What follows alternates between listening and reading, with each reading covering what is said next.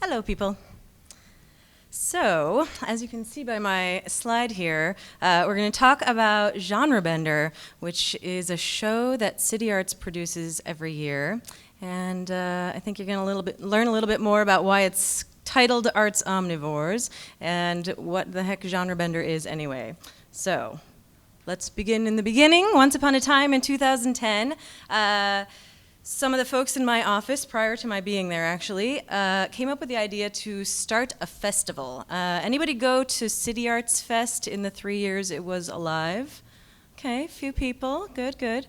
The idea being, City Arts is all about combining all the different disciplines, right? So covering music alongside the fine and performing arts, all these different things mixed together. And in the readership experience, people can intersect with those different disciplines and maybe find something that they don't already know about, or discover that they have actually a hidden love of something that they never knew.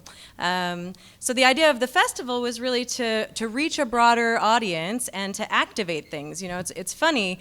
I'm sure any of you who are writers experience this, but in the world of magazines, we have the oddity of making a thing that we never get to watch anyone interact with.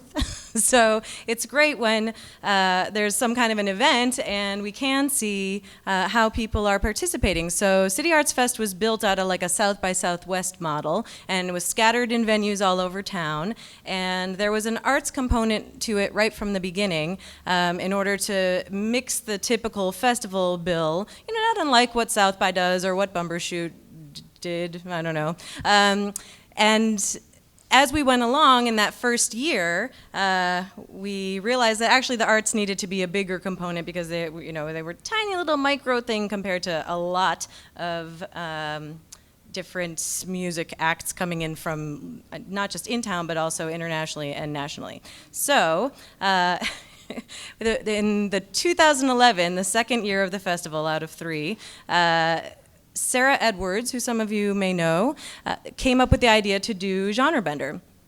And her concept was, let's commission a bunch of artists, pair them up, and say, make a thing. And pay them a little bit of money and see how it all turns out. And it was performance-oriented, although there were visual artists involved as well. And this image that you're looking at now behind me that's Amy O'Neill hiding behind a bunch of makeup. And she and Wes Hurley, who's a filmmaker, Amy's a dancer choreographer, made this insane short film that was set to Mary J. Blige track and set in the market while Amy was a very dejected geisha walking around. It was awesome, and magical things happened. Karen Finney-Frock and Joanna Lepore, a poet and a chocolate maker, came together and sculpted a chocolate world while Karen read a poem. Really cool things were happening. Then along comes the next year of City Arts Fest, and by that time we realized, it's not necessarily going so well. Number one, if you are booking artists and you say, hello, I'm calling from a festival, it's kind of like saying, hello, I have a wedding. So they will charge you 3 times as much. And we realized, this isn't really central to our mission to bring these really amazing music performers from all over the world to come and play. That doesn't really have anything to do with City Arts. We're all about the local community and helping the local community to be stronger and more vibrant and promoting those artists. So we said goodbye to City Arts Fest, but we wanted very much to keep Genre Bender. We thought out of everything that we hatched in that time, it made the most sense to keep the thing that was really doing something magical. We didn't want to see that go. So we thought, let's promote that to a much bigger level and see if we can make it its own standalone event. So in 2013, we came up with the idea to reboot it, and we brought on Jennifer Zeil, who many of you may know as a director, scenic designer, Intamin honcho, generally does everything awesome, a lot of smoke farm stuff around town. she's a dear old collaborator of mine, and we thought Jen would be great because she has such a really wide knowledge of who exists in the community who might be capable of doing something like this. So it all kind of begins with, and each year, so in these posters you can see the last 2 years worth of these 20 different artists who've been commissioned to do a performance. And that starts with like a giant brainstorm with my editorial staff and Jen, and we just sit in front of a whiteboard and generate an insane number of names and then start playing some kind of crazy matchmaker game. Like, what if this one's like this? Well, no, I think this guy's too much of a hippie and it's gonna be weird if that's the, like try to make something that matches. And try to have some kind of balance that's gonna be blendable. Like you want to make sure that you don't have two people who are going to do something really too intimate. You want maybe somebody to bring a little more spectacle and somebody to bring a little more intimacy or something like that. So 10 artists commissioned in pairs across disciplines to create 5 totally new performances that will be premiered in one weekend only and then possibly disappear forevermore, although the films have a way of sticking around. So that takes us, take some photos as I talk about some of this stuff. So here we have Mark Mitchell and Mariah Kaminsky. Mark is an artist. He works largely with textiles in a fashion sense and also a sculptural sense. He made those insane outfits. Mariah is primarily a theater person, writer, director, actor. She's now on staff at the Rep. And they made this insane performance that was hilarious, and you can kind of gather the tone of it from this photo. For these 2 years that we've done Genre Bender in the post City Arts Fest world, both years have been hosted at the Cornish Playhouse, formerly known as Intiman. And part of why we do it there is just a matter of capacity and availability. A lot of the for-rent performance spaces in town, as any of you who are performance people know, are smaller. And we needed to be able to sell like a minimum of 500 or 600 tickets in order to make it all pencil out. So we needed a big space, and we wanted to say, hey artists, you're going on an insane risk trying to collaborate with someone you've never met before. Oh, that's the part I left out. They don't know each other. Every now and again they maybe kind of know of each other, but part of the magic is that they don't know each other.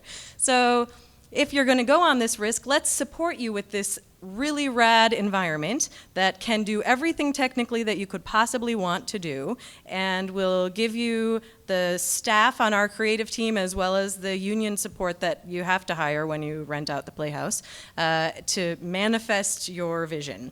So the Playhouse has been a really valuable piece of the puzzle from the beginning. Like I said, it's 2 shows only, so poof, it's gone after that. And that 600 to 800 audience is really important. And part of this puzzle too is about the party factor. We always do a party after the show on one of those nights so that people who want the social experience, they're not just having the convergence of different creative experiences, but they're also having the time to connect with one another, because their audiences are from different groups as well. So it's different fans coming together in that way. Just to give you an idea of how the money works, we do a $20 advance ticket, a $30 day of show ticket. The big gap there helps to motivate people to get their tickets in advance, because Seattle, they don't do that. And about half of the money that out of a $25,000 budget, that's what it costs to put Genre Bender on every year. And almost all of that money is artist fees. And a portion of it, of course, is to pay for Cornish and everything that comes with that. But the rest is some sponsorship and grants. So that's often tied in with like media buys and stuff like that for the magazine, just to give you a sense of how that works. And we pretty much break even each time. So, what do we actually accomplish? We do bring the readers together in human space, which is very important, so that they're not just experiencing the magazine, and having the City Arts world be something only in print or online. And it is that fan experience, too, where you go and you're like, oh, here I am. I'm a big, electronic music fan, and I came because this electronic producer is part of the bill, but now suddenly I'm watching theater and modern dance, and oh my God, the people are naked, So it's cool because people have different experiences in that way as well.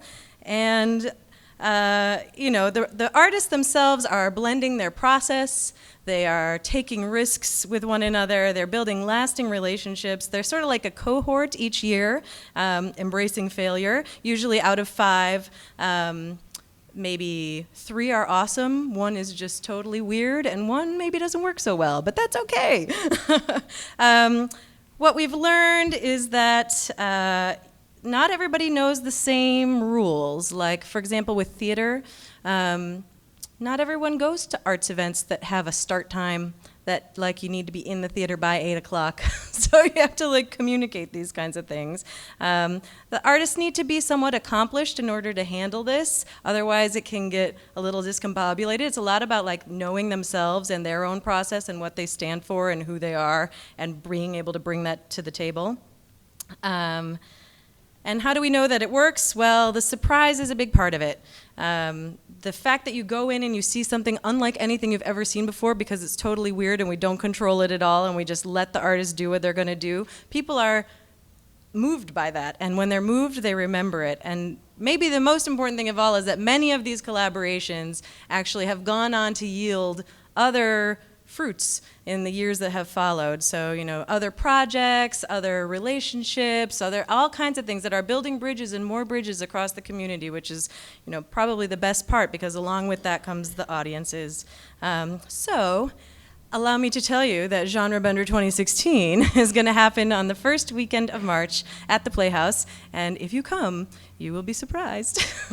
Thank you.